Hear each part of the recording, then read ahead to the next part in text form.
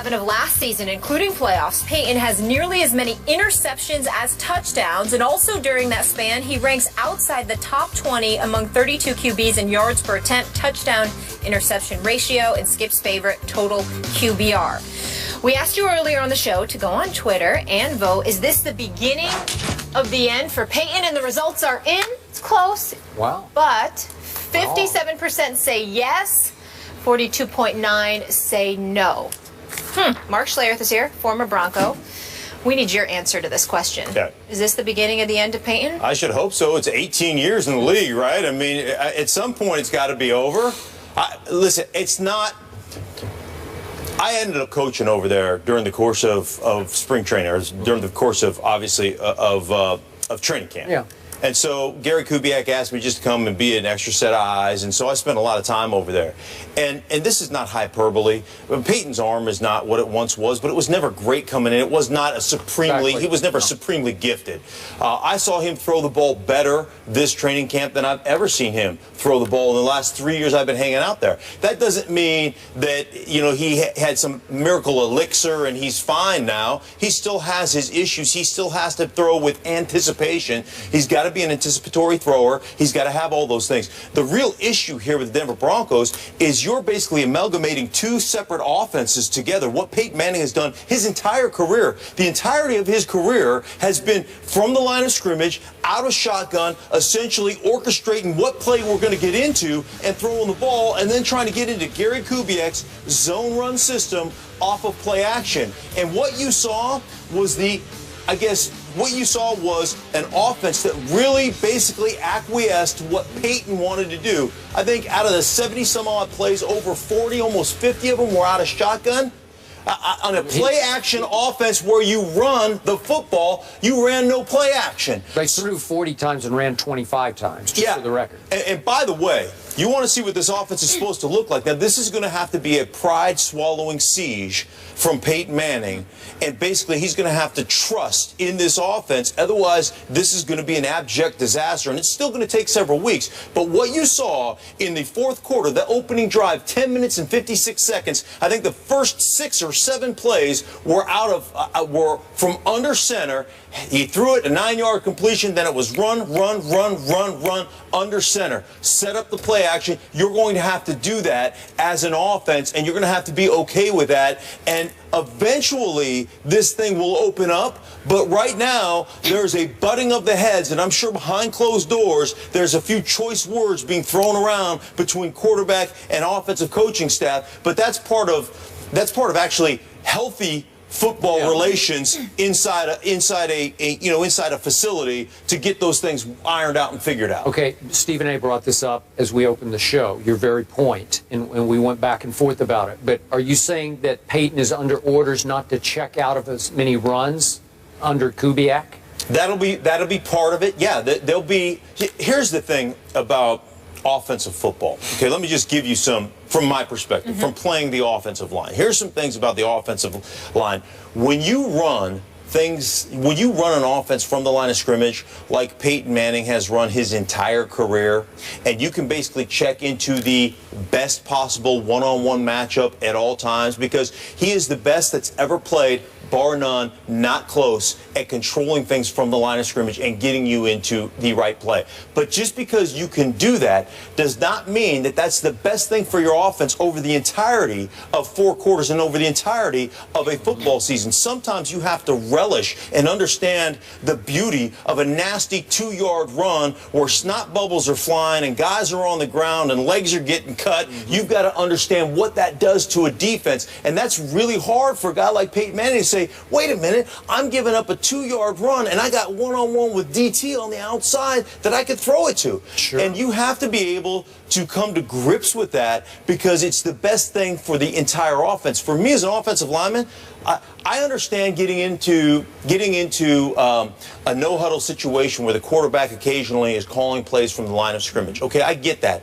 But over the course of 4 quarters, it makes me play on my heels. Man, I want to come up on first sound and say, I don't care if it's an 8-man box. We're going to dictate to you guys on the defensive side. You walk up there and you say, sit down.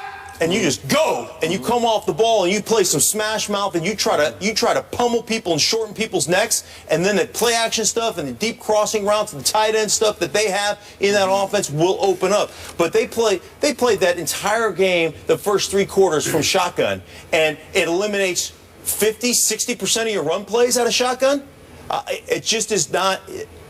To me, this is Gary Kubiak. This is Gary Kubiak basically saying to your quarterback, you know, we're going to acquiesce a little bit here. We're going to, we're going to pamper you along a little bit. And listen, you want to compile stats or do you want to win a championship? That's what you have to ask yourself, because that's where they are. They have a championship defense in Denver. Get in here. So I guess I'm trying to ask you, Mark Schlereth, are you saying that Kubiak is more right than Peyton Manning in terms of the desired approach to what this team should be doing moving forward? Absolutely, 100%.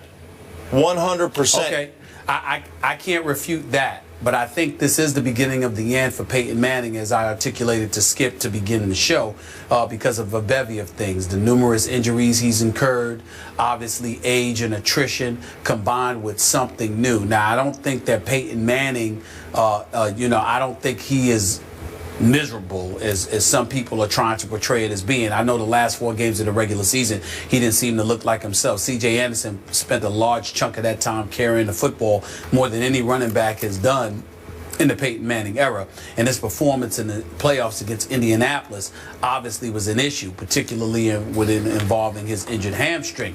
But then when you come into this season and you put forth those pedestrian numbers, which is definitely pedestrian for Peyton Manning, I think you have to wonder, how much does he want to do this, or how much longer does he want to do this? Peyton Manning is used to being Peyton Manning.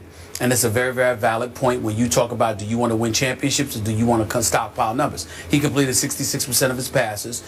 He threw for over 4,700 yards. But I think the omission, or the departures of Wes Welker along with Julius Thomas has a lot to do with the direction that Denver is going in. I think they also are aware of the fact that Peyton Manning might not be too keen in order to do this, so they must believe that Osweiler or somebody else is ultimately better, or ready, or not better than Peyton Manning, but ready to step in and do the job the way that they want to do it. So it remains to be seen. I just believe that the handwriting's on the wall that this probably is going to be Peyton Manning's last season. But obviously, I don't know that for sure, because he's still a top 5 quarterback in the NFL. Okay, so are we saying here that you're going to bet on Gary Kubiak over Peyton Manning? Because I'm still on Peyton's side here. I'm going to bet on his track record versus Gary Kubiak's track record. And I get where you're coming from, but Peyton has been so successful for so long, and you said that some of the arm strength had returned during the summer. I think he's still very good enough for them to go a long ways this year doing it Peyton's way. Now, again, maybe his weapons aren't what he used to have. That's a whole nother issue. And I do like their stable of backs. I would like to see a little bit more balance.